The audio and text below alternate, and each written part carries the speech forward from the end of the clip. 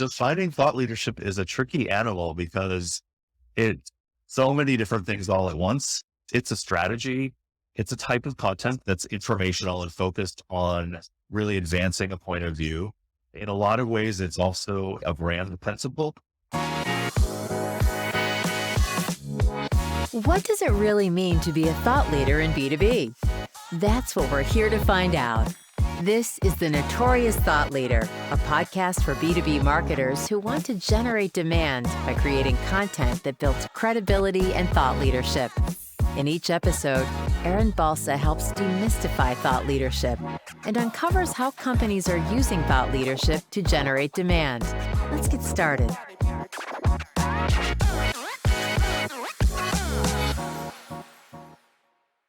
My guest today is Christopher Fox, founder and managing partner at Syncresis. Thanks for being here, Chris. Yeah, Erin, thanks for having me. Of course, I'm so happy to have you on. In your business, you plan and execute thought leadership strategies that help your clients demonstrate a powerful mix of competence, expertise, and uniqueness. And I want to spend time talking about that so listeners can learn from your decades of experience. But first, I'm going to ask you the same question I ask every guest at the start of the show. Okay. And that is, how do you define thought leadership? Yeah, so just defining thought leadership is a tricky animal because it's so many different things all at once. It's a strategy. It's a type of content that's informational and focused on really advancing a point of view. In a lot of ways, it's also a brand principle. Brands that have a thought leadership orientation are more focused on ideas, on innovation, on moving whatever their piece of an industry or their niche is, moving the dialogue forward, not just promoting a product, but moving the entire dialogue forward. And in a lot of ways, I see thought leadership as, a type of content. It's an approach to marketing that's very focused on ideas and innovation. It's also a commitment because organizations have to commit to being thought leadership. So you can't just throw a white paper over the fence once a year and baptize yourself as a thought leader. It doesn't work that way. So it's also something that people don't really think about is that thought leadership is a commitment. It's a way of being. It's a way of interacting with an audience. And then I know I'm giving you kind of a long answer to this, It's okay. but the thing we have to admit there's a negative side to what thought leadership is, which is it's kind of a buzzword. It's been around for a while, but it's an emerging practice in marketing. Nonetheless, I think it's got many turns of evolution ahead of it. And it can unfortunately become a buzzword. It's easy to call things thought leadership that aren't because it's such a popular term in the world of content marketing. And, you have to be careful of that when talking about thought leadership, because what it means is a lot of times people simply have a different idea of what you're talking about when you say thought leadership. And that's why I'm really glad that you asked that question of, well, what is it? Because everyone should know this. Everyone should have this idea that it's, really focused on ideas and that many people use it in different ways. Yeah, and that's the whole reason I originally started this podcast and my newsletter. And for me, as a B2B marketer, I noticed this sweeping trend where over the course of about 12 months, I started getting people reaching out specifically asking me for thought leadership content. Yeah. I started seeing my clients rename their blog to the Thought Leadership blog. I started seeing other, agencies, vendors, freelancers starting to sell thought leadership content. And I thought, what the hell is going on? And as I started to, research and read and talk to people, everyone defined it differently. So hence why I kick off every episode asking this question. And Yeah. I'm really able to kind of connect the dots between what different guests are saying and what I've said as well. And something you said, it's all about, advancing a point of view, being focused on ideas, innovation. And something that I wrote down earlier that you said, we are all in the ideas industry. Why do you say that we are all in the ideas industry? Yeah. So I say that a lot, and I'm glad you picked up on it, because most companies think of themselves as being in the industry of a particular product or particular services, right? We make this or we offer this, and that's what our company represents. But if you turn that inside out, I fundamentally believe that every product is an idea about change, because if it's not, if the product or the service doesn't deliver anything new or different, if it doesn't solve a client problem, because where I was thinking about this in the B2B world, if nothing changes as a result of this product existing in the market, then what is it? What is it for? But when you're focused on selling that product out into the market, you become very focused on that tangible aspect of what the product is rather than the ideas that product responds to and manifests. So when I say that we're all in the ideas industry, I really mean that every product, something as tangible as, honestly, even something as tangible as a coffee cup. Before a coffee cup existed, I don't really know where people would put their coffee, but the idea is that there was something missing. We need a place to put our coffee. And here's a thing that is a better place to put coffee. And then that has gotten better and changed over time. It's like, oh, well, I'm not going to drink it out of this can. I want to drink it out of a mug. I'm making all this up. I don't know the history of coffee cups, but it just illustrates the point, I think, that if you think about it from that point of view, there is an idea that's central to any product. And the reason why that's important in the context of thought leadership is that idea is the anchor for all the thought leadership that you then use and generate for marketing purposes related to that product and that service, that company. I love that you talked about coffee cups because I have two stories. First, when I first visited Portugal, that's where my husband's from. We met while I was on vacation there.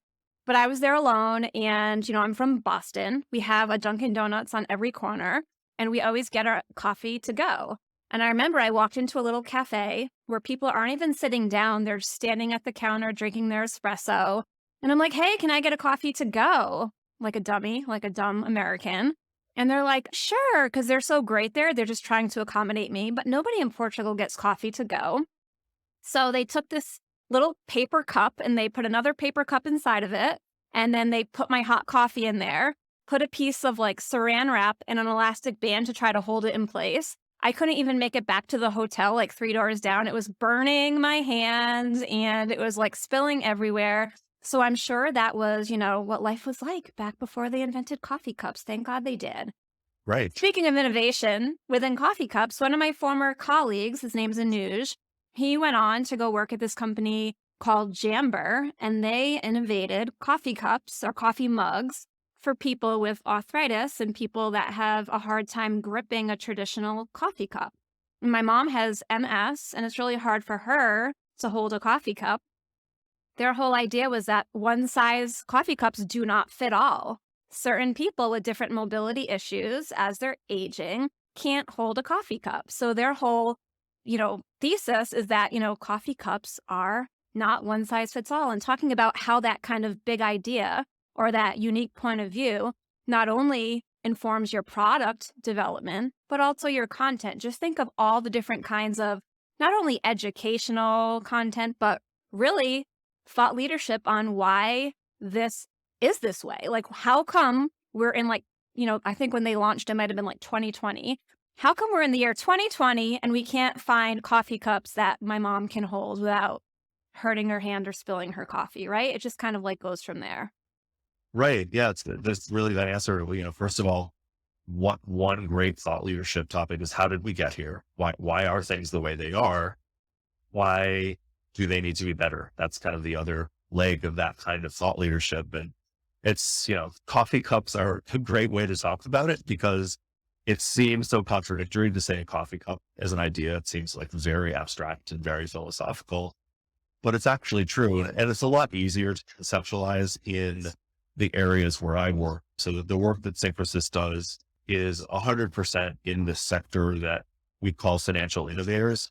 So that can be very large incumbent global banks that have been around for decades, some clients actually centuries, to the most disruptive fintech and crypto companies and people that are really, really pushing the bleeding edge of what's possible in finance.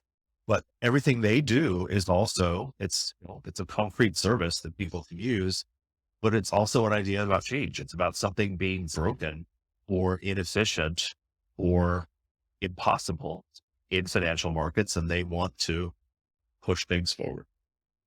Yeah, you're absolutely right. So we could start this whole conversation talking about that, but it's sometimes to understand the concept, it can help to start really simply and then build your Right. understanding from there. I think that's why April Dunford in her book, Obviously Awesome, she talked at the beginning about lollipops and things that anyone can understand. Because if you can understand positioning and context for something as simple as a lollipop or a cake pop, then you can start to understand it for more complex industries and products, right?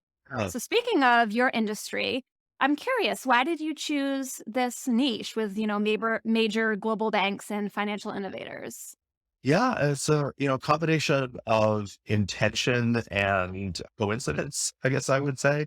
So I have a very odd career background, and if you look at the video behind me, there's books on all sorts of different topics. I came into the professional world as a former, I guess I would even say as a recovering academic.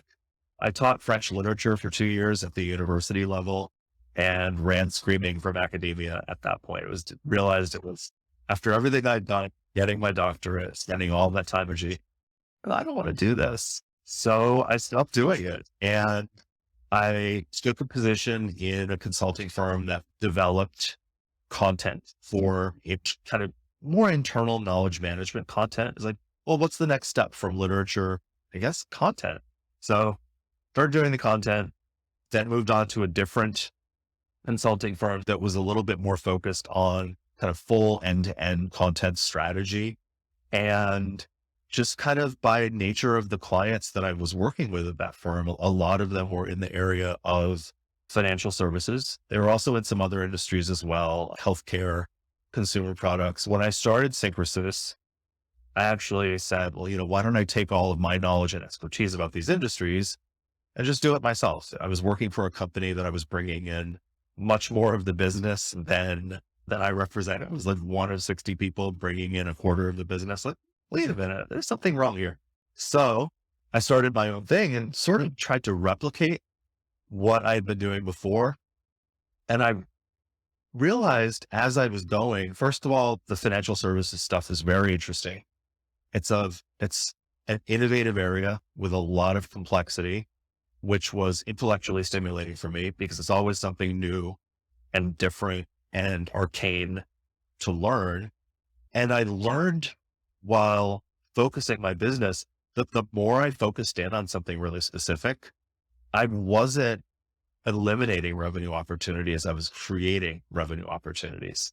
And I had this realization, so this would be about 5 years ago, that if I just really focus in on this one thing and invest in doing that, my business will expand. And it is a true statement. As the more focused I got, the more I brought in new clients, and, I brought revenues that were, they were okay even prior to that, but I've tripled revenue by focusing on one specific type of client. That's awesome. That takes so much bravery because it's so hard to turn down work, right? Yeah, But then you sometimes realize it's I the was best thing for you to lucky. do. I I'm was, still working on it, so I respect the hell out of having the confidence to just, double down in one industry. And I mean, tripling your revenue, clearly it's worked for you, which is wonderful. So the word that I was kind of latching on to when you were talking about that, of course, intellectually stimulating, I get that.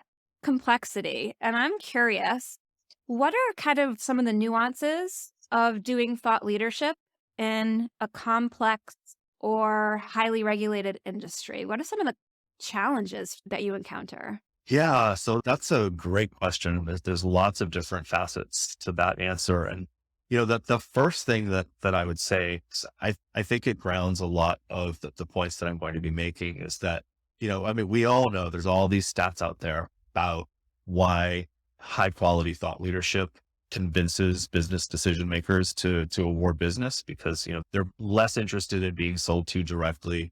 There's a lot of pre-sale activity where they want to assimilate the thought leadership and understand what a potential provider offers them.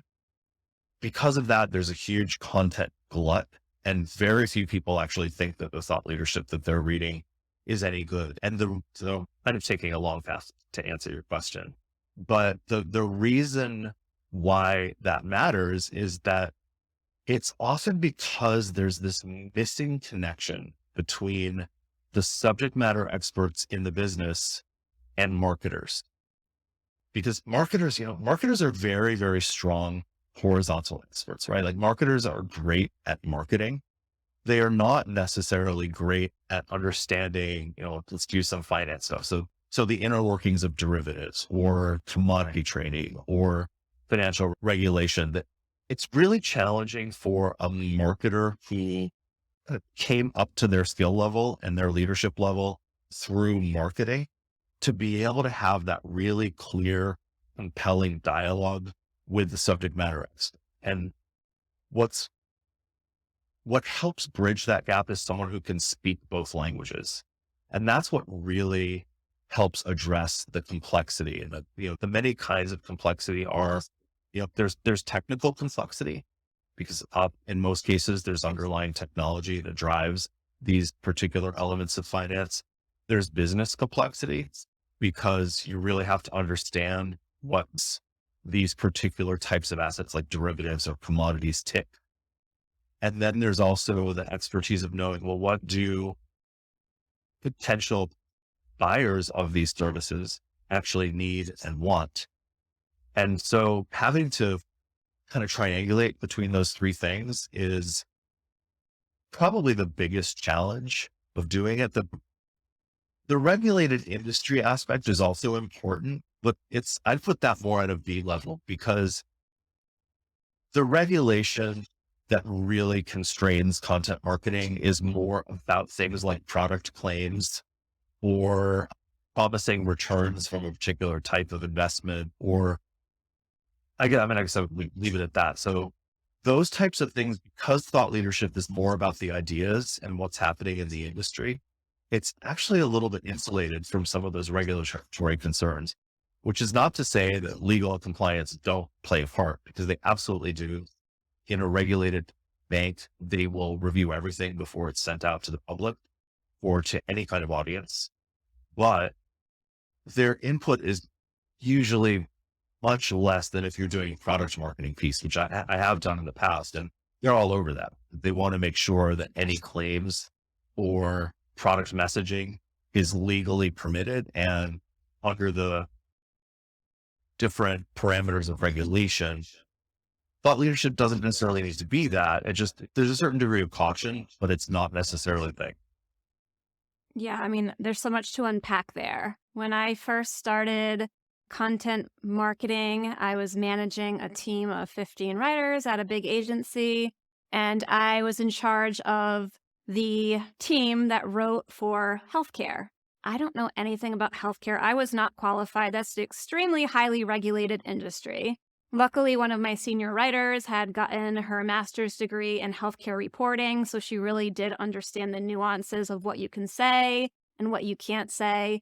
And even outside of that, when you're not working in a highly regulated industry, we're kind of taught these best practices. And a lot of us that create content, we tend to blindly accept best practices and believe that they're true. For example, I cannot tell you how many times I've heard people say, don't use hedging words. And essentially what they're trying to say is, when you're wishy-washy and you're saying, oh, you might experience these results, you'll hear the advice, the blanket advice, don't use hedging words, because then it makes your argument sound weak. Nobody's going to believe you. But I actually know someone who did a study on this and came out with the opposite finding. And it's that when you're selling products and services to extremely smart people, they're very skeptical. And so if you're trying to force something down their throat and you're not using that language that might, could, may, they're not going to fall for that. They know that you're trying to put the wool over their eyes. So in fact, this study found that the copy that used more of the light language, like you might find that X happens, performed better. So it's really interesting for the listeners. Don't accept everything you hear at face value. I would say do your research, talk to people And then, of course, yeah, the stronger language you use, if you're speaking to like, a basic consumer audience, maybe they're more gullible. Maybe they'll believe you if you say, hey, you're going to put on this lipstick and look 10 years younger. I know for women my age, it's all about the face cream. Hey, put this face cream on and your wrinkles are just going to disappear in 3 months. Like, I'm too smart to believe that. And those kind of principles apply in B2B. So I just wanted to make that point for anyone Yeah. listening. Oh, I really like what you told me about this research because, if anything, some of the conversations I will have with, the legal or compliance reviewer on a particular thought leadership campaign come down to those questions of like, well, you're being really definitive here about saying that this will happen or this is this way. And, so there's often a little bit of negotiation where, it's basically me as the writer negotiating with the lawyer on the client side to say like, well, if we can't say that, what if we reword it or spin it around this way? But a lot of it does come down to those kind of wiggly words about like, may or would or could. Yeah. And in some industries, you need to use those even if you don't want to, right? And That's right. sometimes it's just all about honestly knowing your industry, knowing your audience. And that's where having a niche really does come in so helpful. Yep. Something else that you were saying a little while ago was, you know, talking about the whole idea where you cannot expect some average writer to understand derivatives at the same level as, a senior executive in a fintech company to understand these things, right? Of course, makes sense. And that's actually a reason why I started to niche down. My niche is definitely not as small as yours. However, I feel much more comfortable speaking about things I do understand because I've been in those rooms for years. I've had those conversations. Like you, I have a literature degree. Yours is, I think, French literature. Mine was English literature. So I worked, I had a teaching license. I worked in education, for almost a decade. And so I write for ed tech companies. And it's different because it's adult education, but a lot of the principles, there's some crossover, right? So that was like an easy thing for me to learn. Marketing, I was a marketing director. So for B2B SaaS company. And so that was also really easy for me to start talking about not only marketing tech, MarTech, but sales tech, because I worked so closely with the sales teams. So that's a very comfortable space for me to be in. I understand the business. I understand the metrics. I understand the vocabulary. However, if you plunk some writer off the street, they're just not going to have that same depth of experience. Yeah. And that's why I'm actually a strong believer in niching down as well. It takes time. You typically don't do that overnight, right? You typically develop your niche as you go. How long did it take you to kind of get to where you are now with your niche? Yeah. I mean, I would say in terms of really, really focusing on it, maybe like 2 years. Okay. But I had, in a way, a little bit of a cheat factor because I was doing financial services alongside other industries for many years prior to that. And, I think, both of us having literature degrees, there's something to that, right? That transferable skill of being a good reader means a lot. It sounds a little strange to think of it that way, but, being someone who can take in a literary text or a work of analysis about that literary text and kind of make sense of it and wrestle with it gives you transferable skills that you can use in all sorts of other disciplines and domains. And that's why, I think people with a background in the humanities are actually very well positioned to do that kind of thing of, assimilating an area that they've never looked in before, because they actually did it all the time. They were educated to know how to do that.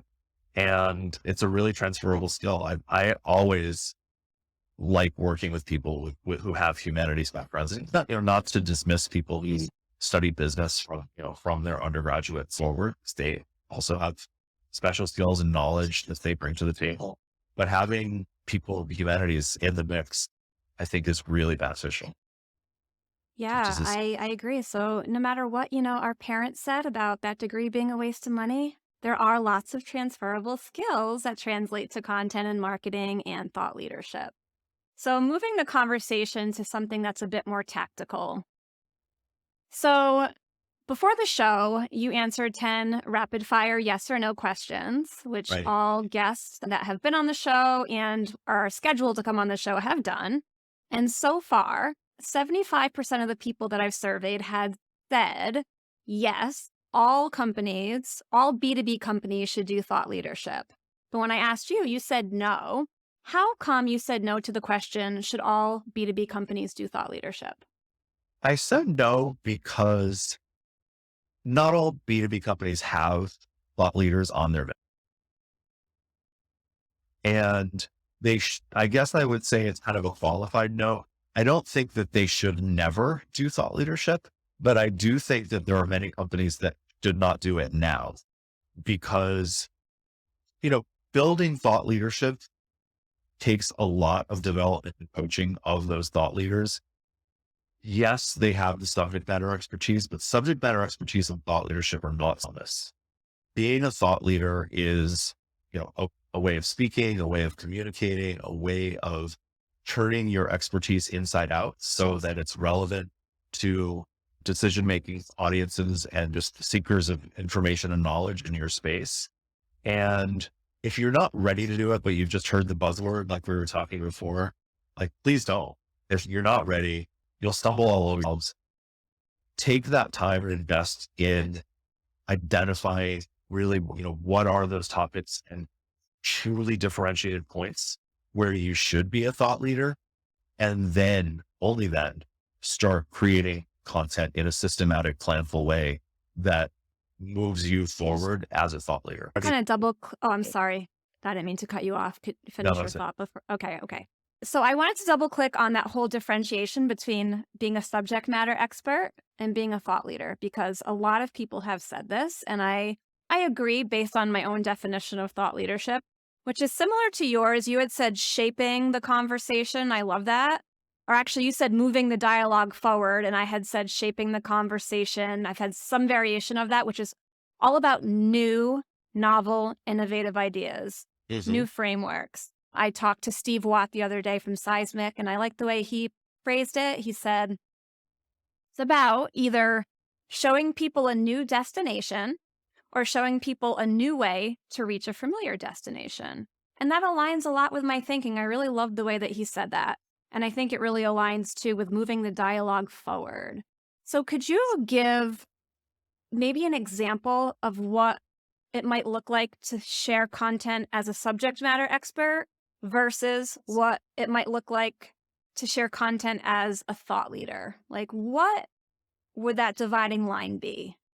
Yeah. So one good example of subject matter expert content is if you look deep within the cryptocurrency community, of the whole world of blockchain, companies in that space, for the most part, are really, really good at speaking with each other. It's very community oriented, especially if you go like down from the Bitcoin community. I don't know how well you know some of these things, but the each type of crypto, each blockchain has its own community of developers and businesses that are really focused on that. So you've got the Bitcoin people and the Ethereum people and the Solana people and the Cardano people. And they're really, really good at speaking to each other, but very little actually makes its way out of the bubble.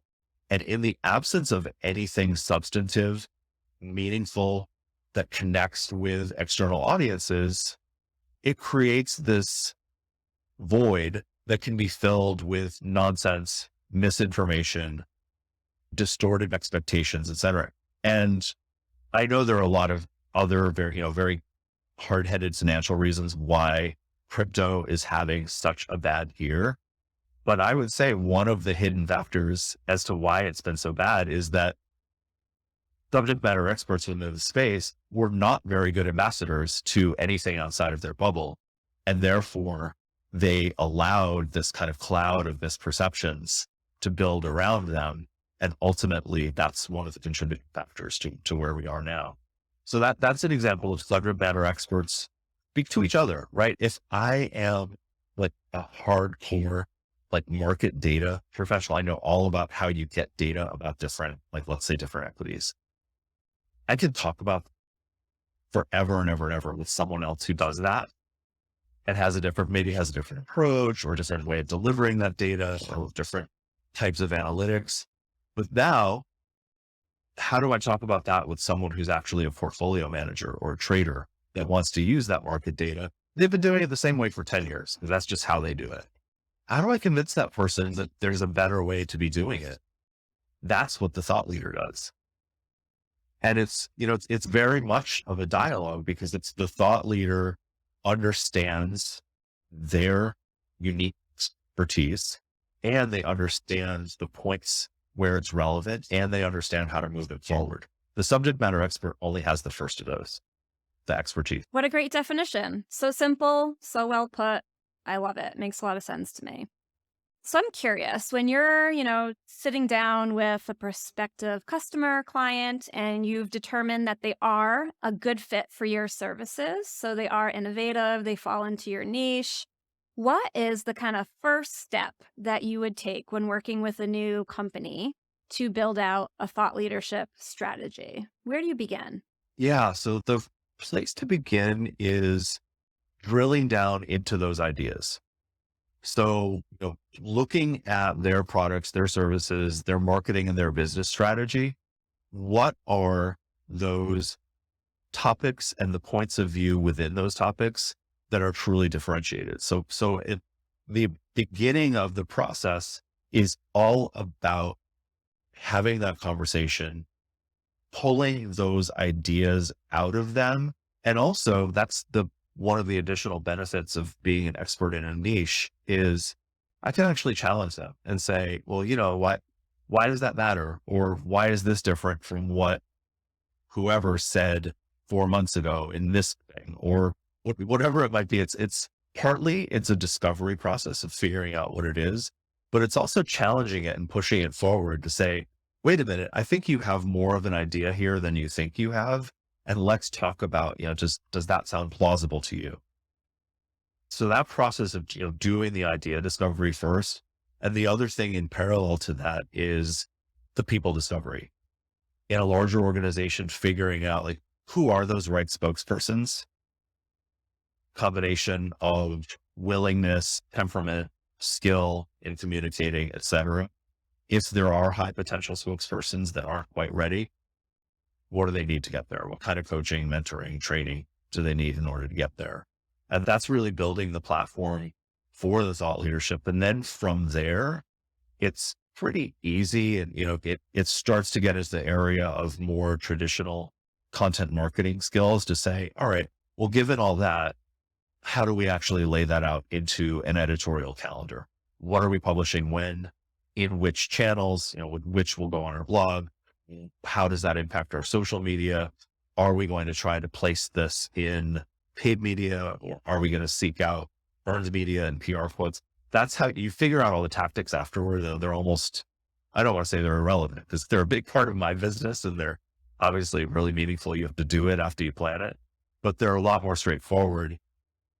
If you don't do those upfront things, I find that the tactics just wobble all over the place. And it's like dogs running on a wet floor versus just a very planful, systematic, we know what we want to say. We know where we want to take things. We know who's doing it. Now we'll figure out where and how. I love that. So idea discovery, because if you don't have kind of innovative visionary ideas, you can't do thought leadership. And people discovery, because like you said, if you don't have those subject matter experts who have those visionary ideas and internally, it's not the right time for you to try to go do thought leadership.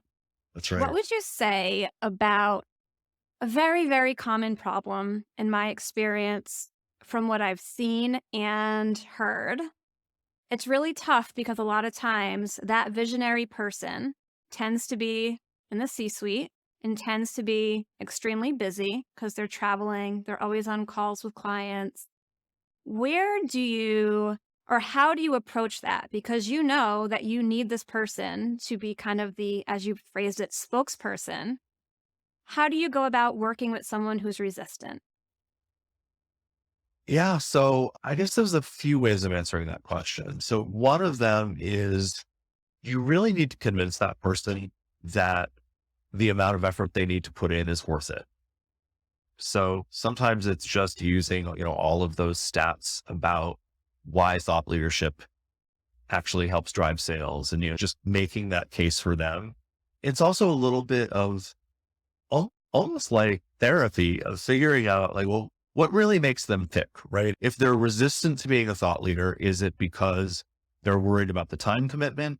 They're worried about their ability to kind of communicate and deliver in writing, at panel and conference presentations, at this or that, and just kind of drilling down into the resistance and figure out, all right, well, that's fine. Obviously, you do not have time to be writing extensive points of view all the time, but do you have time to have a 15-minute conversation? I'll get really specific to my business now. Do you have time to have a 15-minute conversation with me and my team, or, a 30-minute conversation once a month? Because if you do, we'll ask some really good questions. We'll get ourselves to that point of, essentially being able to infer and produce your point of view based on what you've said. This is a conversation I have with CEO clients all the time, where I'm like, okay, well, we've had these 30-minute conversations now three or 4 months in a row. I think you think this about that topic. And usually the answer is, yes, I do. So now we can move forward. Like it's not as if they are not the thought leader, but it's really being able to work as a thought leadership partner, not just as a writer, but as a true partner in the formation and generation of their thought leadership. And that's a lot of times that's the objection. It's like, I'm just afraid that I won't have time to do this or do it well. And that's where we say, all right, well then let's figure out the pieces that you do have time to do well. And that's like, representing the ideas that your business is based on, and figure out how to work with some combination of, the resources I can bring to the table and your internal resources to actually get it done, and just continue to reset and stay connected so that it doesn't feel like it's drifting away from what you think and what you believe. I love that. I love the idea of being a partner and not just being an order taker, because a lot of times, people think executives have it all figured out. They have imposter syndrome just like anyone else. They don't always, think that people want to hear what they have to say. So I really love the idea to start with statistics. I think that's something that anyone listening could do, even if maybe you're not at the point yet where you feel like you can be a true business partner. You can for sure try to convince this person to share their ideas based on statistics. I'd say that's one tactical thing anyone could do. Go home and find some solid statistics, make a little one sheet so that when your next client or an executive at your job is resistant, you can start there and open that conversation and show the value in terms that execs care about, which is numbers and revenue. I love that. That's a really easy, actionable thing that anyone could do to make a difference. That's right. And if you're looking for specifics, the PR firm Edelman and LinkedIn, every year, every couple of years, they put out a study on perceptions and impact of thought leadership. And that's an amazing place to start. So if you are looking for those data points, that's kind of my favorite source of them. Awesome. Thanks for sharing that. So we're running up on time. I have 2 more questions that I have for you. All right. One thing that I love about the way you market your services is the line about helping clients demonstrate a powerful mix of competence, expertise, and uniqueness. Those 3 words really resonate with me. And I think that all listeners understand why those 3 things are important in B2B by now. But, I'm wondering if you could share what concrete things you've done to help your clients demonstrate their competence, expertise, and uniqueness. Do you have an example that you could share? Yeah, I'll tell a short, simple story about a client that I work with. So they provide administrative services to very large corporate loans, the loans that are in the millions of dollars, if not even more. They provide all these administrative services around that. And one of the biggest challenges in that industry is that the way that the interest rates in those loans are calculated has changed based on a whole bunch of regulatory things that's not worth getting into. It's just the way has changed, and all of these pre-existing loans have to come up to speed and get there. And it's a big challenge. The industry is worried about it. Lenders and borrowers are worried about it. Regulators are worried about it. So with this client, I worked with them to be publishing an article series about some of these topics. Very thought leadership oriented, what are the problems? What are the gaps? What needs to happen? All of these things. So publishing this sequence of thought leadership stories.